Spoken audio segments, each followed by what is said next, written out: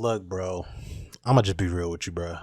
I'm rushing the hell out of this Get Out of Hell review because honestly, I don't really care to talk about Saints Row that much anymore. I might do one more pass through of the reboot just to be as thorough as freaking possible, but other than that, I don't know, man. Honestly, I have no clue how to review this game. I mean, it's not really a game, more like an expansion, but Get Out of Hell is truly an oddity to me.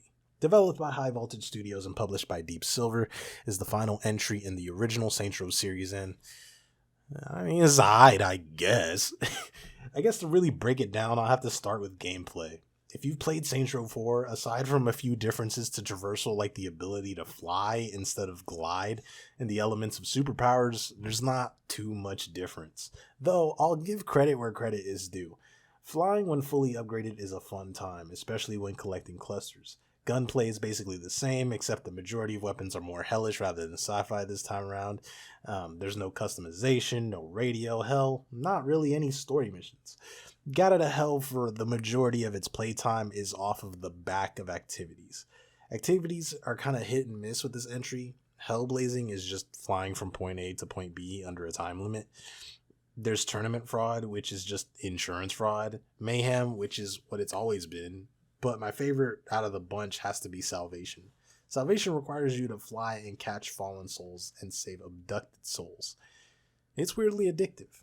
There's also diversions like Pledge Rush, where you smack around frats in the portals, Armor, which is basically just Chop Shop but with APCs, chest collectibles, and finally, Revenge, where after nearly a decade, we get to tie up the biggest loose end in the Saints Row series by killing Dex after he already died.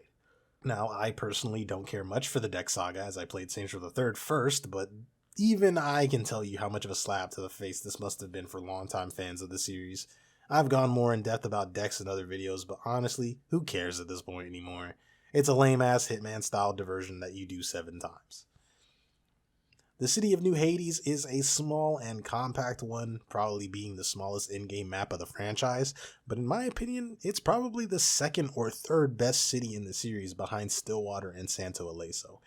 Every district is unique in design, the lava looks beautiful, and the majority of the map works in tandem with the power of flight, making barnstorming the most enjoyable it's ever been.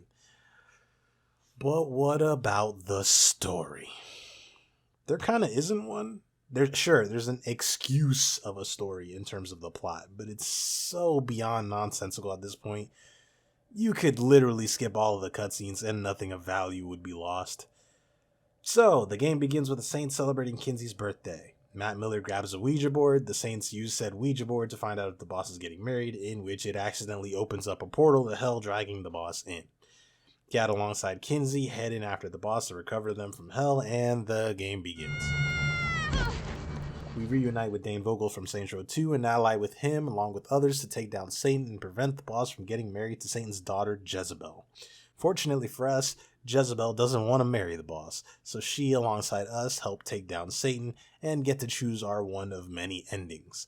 Most of these endings are kinda shit, but some like Gat meeting Aisha in heaven just got me by the heartstrings, I'm not gonna lie. There's one where Johnny is the ruler of hell, which weirdly makes a lot of sense to me. Even if it is the bad ending, I don't know how to explain it.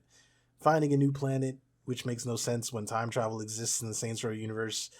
We all know how retconning the universe of Saints Row went, so we don't need to talk about that. There's one where Johnny obtains all the answers in the universe. Lame.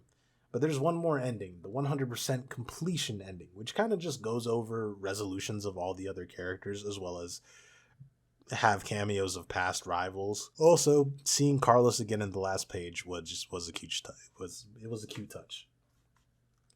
So all in all, Get Out of Hell is basically just Saints Row 4 Part 2. It's a short game. You could probably beat it within like 8 hours.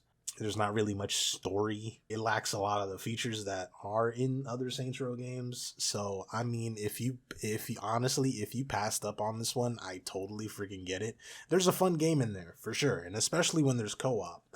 But for the most part, I'm not gonna lie to you, Chief.